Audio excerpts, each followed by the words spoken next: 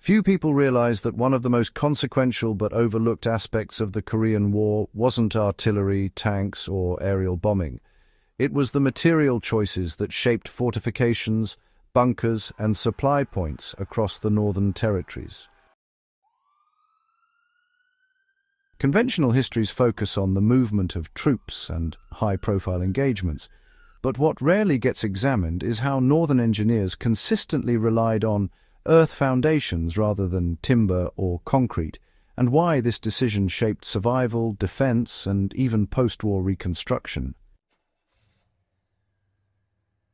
Understanding this provides insight not just into military logistics, but into how people adapt to environmental constraints under extreme pressure. Before we go deeper, if you value detailed historical analysis grounded in practical realities, consider subscribing. This channel is dedicated to uncovering the nuanced decisions and overlooked strategies that often determine the course of events. Northern builders chose earth because it was resilient under fire and harsh winters. In the northern sectors of Korea, winters were bitter, with extended periods of sub-zero temperatures, heavy snow, and freeze-thaw cycles that destroyed less adaptable materials. Timber structures, common in southern defensive works, were prone to cracking and collapse under heavy snow or frost. Concrete, while strong in compression, was difficult to source and maintain, particularly in remote areas where transportation infrastructure had been disrupted by war. Earth foundations, by contrast, could be excavated on site, easily reshaped and naturally insulated against cold. When northern engineers constructed defensive bunkers, command posts, and supply depots, they often dug deep into the ground, reinforcing walls with compacted soil, and sometimes layering with sand, gravel, or clay. These foundations absorbed the shock of nearby artillery and minimized structural damage that would have forced frequent repairs. Earth also had the advantage of camouflage and concealment. Northern positions could be integrated into the landscape almost seamlessly, reducing exposure to aerial reconnaissance and bombing runs. Observers noted that bunkers and trenches reinforced with earth were difficult to detect from both the air and long-range observation posts.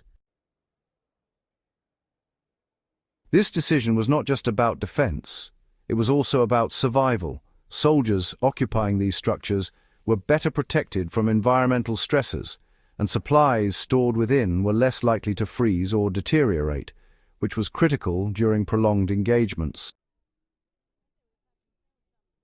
Some historians have suggested that earth foundations were simply a result of resource scarcity, but the reality is more nuanced. The North had access to timber, but using it for permanent structures would have exposed key positions to fire and decay.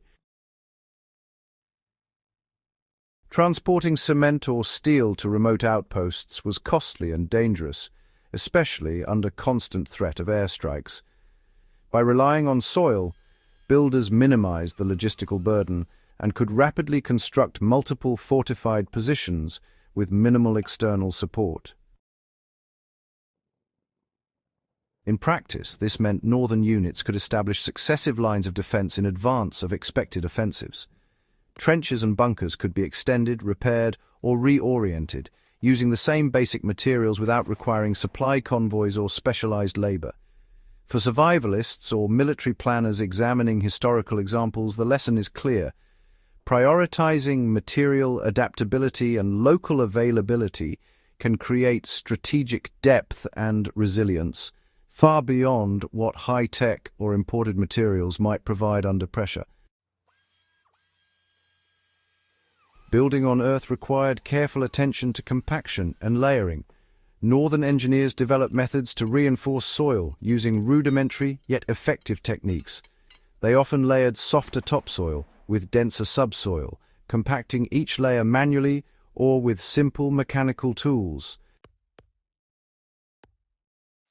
In some cases, they added small quantities of gravel or sand to improve drainage and prevent water from weakening the foundation. This layering not only stabilized walls and floors, but also allowed positions to absorb artillery impacts without collapsing.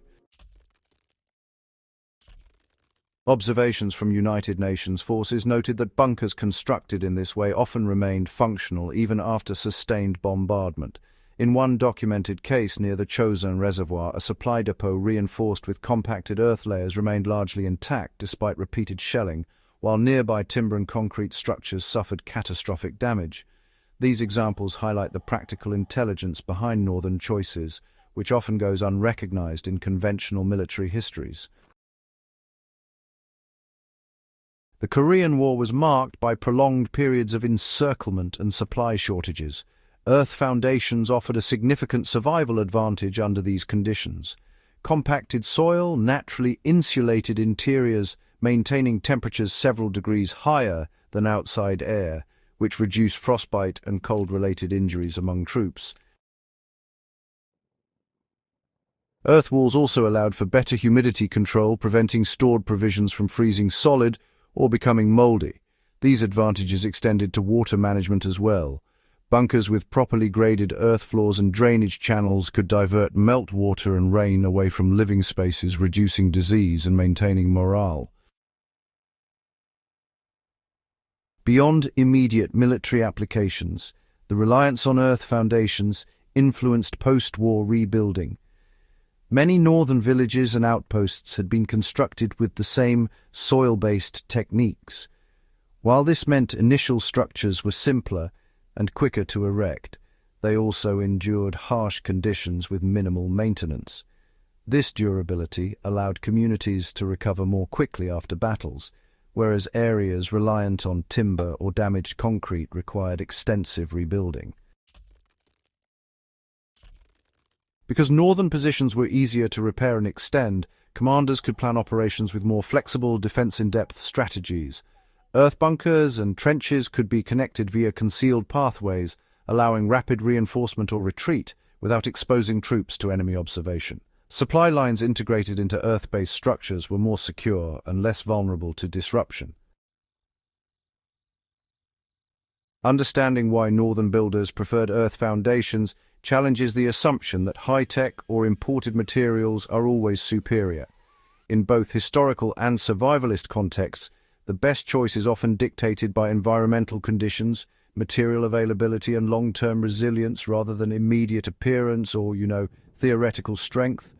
Earth, carefully compacted, layered and maintained, provides insulation, protection and camouflage.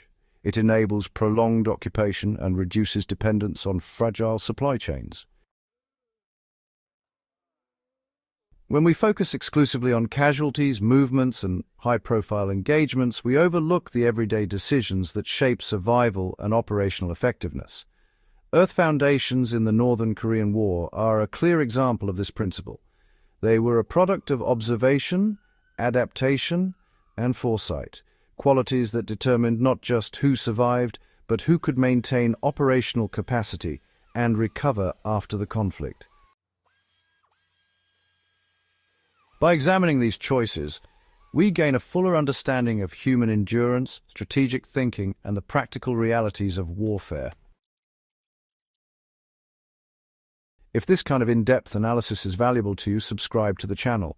Sharing this video helps others explore the often overlooked decisions and strategies that have shaped history, and ensures that nuanced, practical lessons are preserved for those who want to study and learn from the past.